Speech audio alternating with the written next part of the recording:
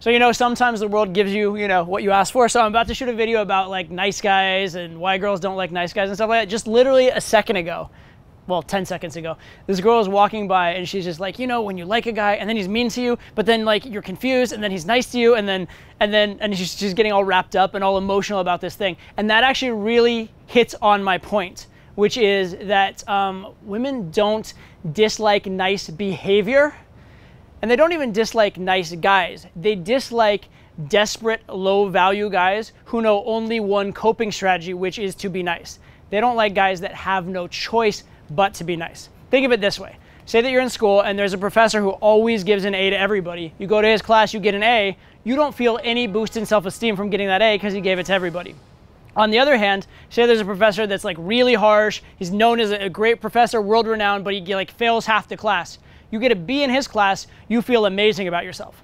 But he actually treated you less nicely. He did less for you in a way, for your GPA and whatnot, than the guy who gave you an A. But you actually value it because you actually worked for it, okay? And so here's the funny thing. If a guy is nice all the time, the girl probably will dislike him, will think of him low value, and actually, interestingly enough, won't trust him because she will feel like he's nice because that's the only way he knows to get through the world. He's nice because he's afraid that if he's not nice, he'll get negative social feedback. And so she'll actually distrust your niceness. She'll think you're trying to kiss her ass. She'll think that you have an agenda.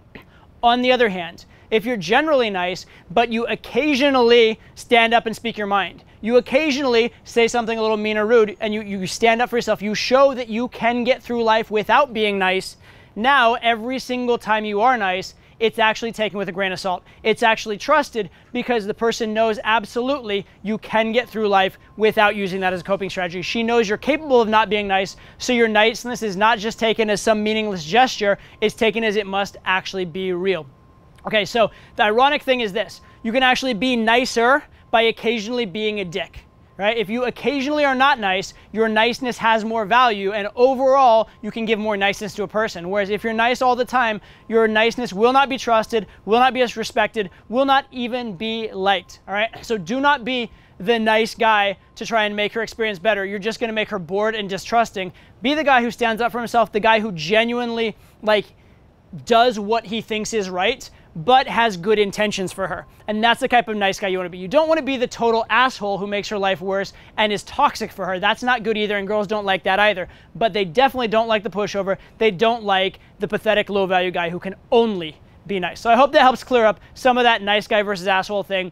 And it's, again, not the nice behavior. It's where they think the nice behavior is coming from that makes it a problem. So let's talk about this in practice. First of all, I'm going to give you a personal story I think a lot of people can relate to. When I was growing up, I had a lot of girls like me, and then there were the girls I liked, the girls who I actually had crushes on, and they didn't end up liking me. And the reason was I started acting differently around them. I started acting, quite frankly, weird around them, right? I would go out of my way to be around them. I'd go out of my way to agree with them. I'd go out of my way to have similarities with them.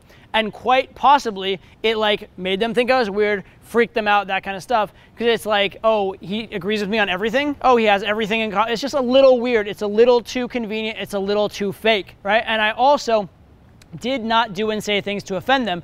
And so even if they sort of like tolerated me politely or thought I was like a nice guy, there was no validation associated. There was no, they knew they had me, so why would they work for me? Why would they chase me? And really, in terms of attraction, you want to get the girls chasing you. On the other hand, these girls I didn't have crushes on, I would just tell them like it was. If they said something dumb in class, I'd tell them it was dumb, right? If there was a controversial opinion I wanted to express, I'd just express it, and I wouldn't worry if they'd be judged. I wouldn't worry if they agreed with it. And lo and behold, those girls really liked me. Those girls got really attracted to me.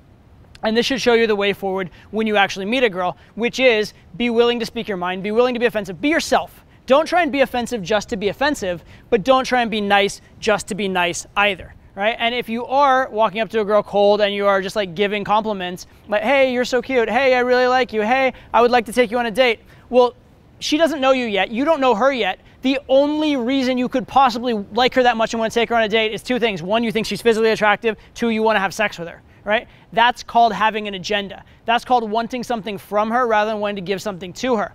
On the other hand, if you just act like yourself and you're willing to express opinions, you're willing to say things that are a little bit controversial, a little bit negative, you're willing to even give her a hard time or tease her a little bit, Well, now she must be thinking, oh shit, this guy's capable of high value behaviors. Oh shit, this guy's a challenge. Oh shit, this guy's actually being real and honest with me, right? Because she will assume maybe when you're trying to butter up and compliment her, you're being dishonest. But if you tell her, you know what, I don't know if we're gonna get along, why would that be dishonest? It doesn't even make sense, right? So my suggestion is speak from where you're really coming from. Also, give her a little bit of challenge. Give her a little bit, we call it push-pull, right? So instead of being like, hey, you're really cute. Could I please talk with you? That's pathetic. That's way too nice. Instead, hey, you're really cute. I thought I'd meet you and find out if you're actually cool. That little bit of a challenge, that little bit of if you're actually cool, that little bit of I'm undecided about you is going to make her sit up and take notice. It's going to make her treat you like a genuine guy who's not just buttering her up. And it's also going to make you seem like a high value guy, because high value guys have standards. High value guys don't just like a girl automatically for her having done nothing, right? So that's one concept. That's called qualifying a girl. Another concept is called push-pull. Instead of being like, hey, you're really cute, be like, you know what?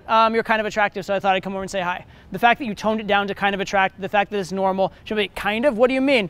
And again, it makes her sit up and take notice. It also means you're not just kissing her ass. It's actually gonna make her trust you more, and it's actually gonna make the nice things you do down the road more meaningful to her, all right? So again, do girls like assholes? Not per se. Do girls like nice guys? Like not the pathetic guy who can only be nice, certainly not. But do girls like guys who are real and high value but capable of being nice? Yes. That's the sweet spot you want to hit on, right? So nice behaviors are not inherently bad, but if all you have is nice behaviors, you're boring, you look pathetic, and ironically, you'll be perceived as less nice and less trusted. You will be perceived as having an agenda if you are too nice. So get away from that shit. Be your honest self. Put it out there. If you honestly disagree with the girl, say it. If you honestly want to tease the girl, take that risk. Occasionally, yes, you will offend the girl. More often than not, though, she'll respect you for it, she'll appreciate it, and she'll get much more attracted to you as a result.